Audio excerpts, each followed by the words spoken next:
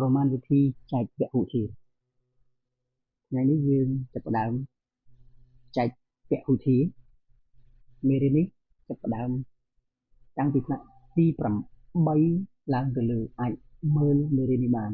ព្រោះមេរៀននេះសំខាន់ឥឡូវយើងចាប់ផ្ដើមចែកពហុធាតុ x ការ៉េបូក 3x បូក 4 ចែកជាមួយនឹង x បូក 1 តើចម្លើយឃើញប៉ុន្មាន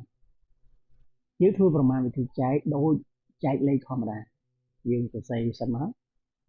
x ការ៉េបូក 3x បូកនឹង4យើងយកមកចែកជាមួយនឹង x បូក1វិធីនៅក្នុងការចែកយើងចាប់ផ្ដើមមើលផ្នែកមុខជាមួយនឹងផ្នែកមុខណាផ្នែកមុខនេះគឺ x ការ៉េផ្នែកមុខនេះគឺ x អញ្ចឹងយើងយកអាខាងមុខចែកជាមួយនឹងខាងមុខយើងគិតលេខសិនមកណាគឺ x ការ៉េយើងយកមកចែកជាមួយនឹង x ការ៉េចែក x យើងបានអីយើងបាន x នេះយើងមកដាក់កន្លែងត្រង់នេះមករួចហើយយើងគុណនឹងចូលណាបាទយើងគុណមកយើងគុណយ៉ាងម៉េច x គុណ x នេះ x គុណ x បានអី x ការ៉េបាទ x គុណ x បាន x ការ៉េយើងដាក់ខាងនេះមក x ការ៉េបន្ទាប់មកយើងសូត្រសញ្ញាកន្លែងនេះកន្លែងហ្នឹងពីមុខ x គឺសញ្ញាបូកហើយខាងលើនេះគឺសញ្ញាបូកទៀតអញ្ចឹងបានថាកន្លែងនេះបូកកន្លែងនេះក៏បូកដែរអញ្ចឹងបូកគុណនឹងបូកបានអីបានបូកប៉ុន្តែនៅពេលដែលយើងបោះមកខាងនេះយើងដូរសញ្ញាមិញហ្នឹងបូកយើងបោះមកខាងនេះចេញដកអញ្ចឹងយើងដាក់ទៅនេះដកបន្តមកទៀតយើងយក x មកគុណនឹង1នេះ x គុណនឹង1 1x មុខ x សញ្ញាបូកមុខ1សញ្ញាបូកបូកគុណនឹងបូកបានបូកពេលដែលយើងបោះមកខាងនេះដូរសញ្ញាទៅជាដកបន្តមកទៀតយើងស៊ីសងវា x ការ៉េដក x ការ៉េនេះវាអស់ហើយគឺចេញ0បូក 3x ដក 1x យើងគិតតែមេគុណនៅខាងមុខមកបូក3ដក1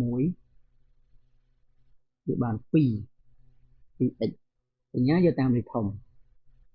បាទខាងលើនេះគឺសញ្ញាបូកខាងក្រោមសញ្ញាដកអញ្ចឹង3សញ្ញាបូក3វាធំជាង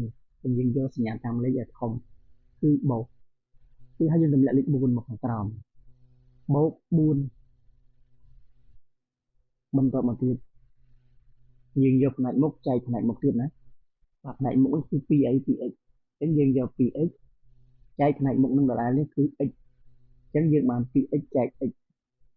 ចឹង x ជាមួយ x យើងសម្រួលអស់អញ្ចឹងលេខ2លេខ2អត់មានសញ្ញាមានន័យថាសញ្ញាឡើយហ្នឹងគឺបូកអញ្ចឹងយើងដាក់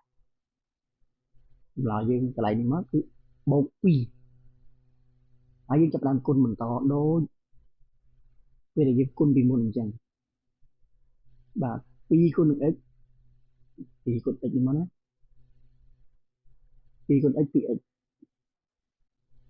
សញ្ញាបូកជាមួយកន្លែងនេះសញ្ញាបូកដែរបានបូកនឹងបូកបានបូកបោះមកខាងនេះដកបន្តមកទៀតយក2គុណនឹង1 2 1ដង2សញ្ញាបូកគុណនឹងសញ្ញាបូកបានបូកបោះមកខាងនេះដកបូក2ដក2អស់0បូក4ដក2ចម្លើយឃើញ2អញ្ចឹងសំណល់ខាងនេះគឺ2ណាអញ្ចឹងចម្លើយរបស់យើងគឺបាទចម្លើយរបស់យើងគឺនេះគឺ x បូក2អញ្ចឹងចម្លើយគឺ x បូក2ហើយសំណល់យើង2អញ្ចឹងយើងបូក2មកបូក2ហើយតួចែកនៅដដែលគឺ x បូក1អញ្ចឹងចម្លើយយើងគឺឃើញ x បូក2បូកឲ្យ2ចែកឲ្យ x បូក1ដើម្បីឲ្យកាន់តែច្បាស់យើងចែកមួយទៀត x ការ៉េបូកនឹង 5x បូកនឹង6យើងយកវាចែកជាមួយនឹង x ដក1ហើយចម្លើយស្មើនឹងប៉ុន្មានបាទចាប់ផ្ដើម x ការ៉េបូកនឹង 5x បូក6ចែក x ដក1យើងគិតដូចឃ្លាមុនដែរគឺយកខាងមុខចែកខាងមុខvàខាងមុខវាគឺ x ការ៉េហើយខាងមុខវានេះគឺ x ចឹង x ការ៉េចែក x x ការ៉េចែក x បាន x អញ្ចឹងយើងដាក់ផ្នែកនេះគឺ x ហើយយើងគុណទៀតមក x គុណ x x ការ៉េខាងនេះសញ្ញាបូកអត់សរសេរនេះក៏សញ្ញាបូកដែរបូកគុណនឹងបូកបានបូកបោះមកខាងនេះដកបន្តមកទៀត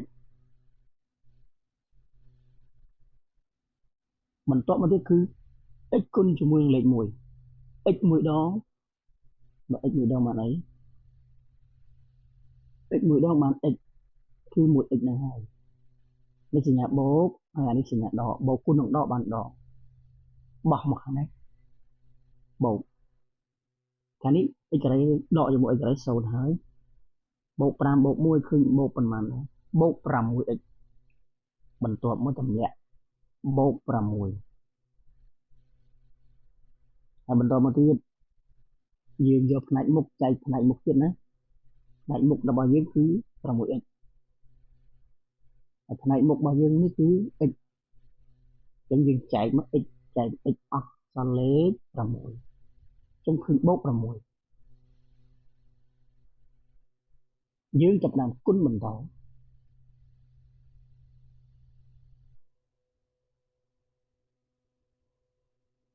6គុណ x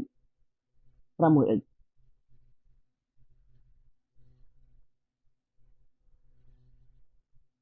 សញ្ញាបូកគុណជាមួយសញ្ញាបូកបានបូកបោះមកខាងនេះដក6ម្ដង6បូកគុណនឹងដកបានដកបោះមកខាងនេះបានបូកអញ្ចឹងយើងស៊ីសល់មក6ដក6នេះអស់ហើយ0 6បូក6 10 12ចឹងចម្លើយឃើញបាទ x បូក6ហើយសំណល់យើងគឺប្រមាណ12បូក12ចែកឲ្យ x ដក1